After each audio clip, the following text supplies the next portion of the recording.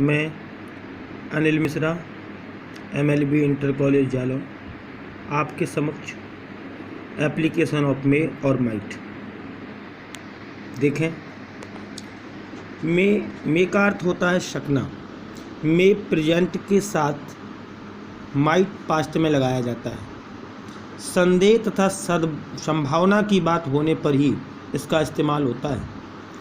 शायद ही आने पर प्रेजेंट में संभावना बहुत कम हो जाती है, इसलिए प्रेजेंट में भी मे की जगह माइट आ सकता है। यदि हमें प्रेजेंट में भी मे की जगह माइट का प्रयोग करना है, तो यदि संदेह कम है या संभावना कम है तो वहाँ मे के स्थान पर हम माइट का प्रयोग कर सकते हैं।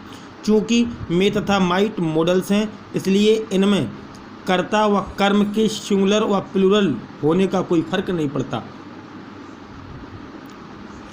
ये मॉडल वर्ब हैं। मॉडल वर्ब में सब्जेक्ट और ऑब्जेक्ट के नंबर पर कोई प्रभाव नहीं पड़ता है। शायद की जगह हो सकता है यदि आ जाए तब भी हम मे का प्रयोग करते हैं। इसका रूल देखें। सब्जेक्ट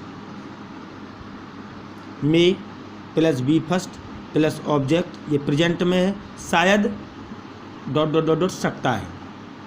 और पास्ट में देखें। Subject might plus B first plus object, ये पास्ट में है। शायद सकता था। अब हम थोड़ा एग्जाम्पल पर ध्यान दें। शायद वह तुमसे मिलने आ सकता है, या हम इतना ही कह दें वह तुमसे मिलने आ सकता है। इसमें संभावना व्यक्त की जा रही है। अगर हम शायद ना भी लगाएं तब भी इसमें संभावना व्यक्त की जा रही है। शायद वह तुमसे मिलने आ सकता है। He may come to meet you. शायद ही वह तुमसे मिलने आ सकता है। He might come to meet you. Because यहाँ संभावना कम है तो हम मे के स्थान पर माइट का भी प्रयोग कर सकते हैं। शायद वह तुमसे मिलने इस समय आ सकता था, ये बात पास्ट में पहुंच गई है।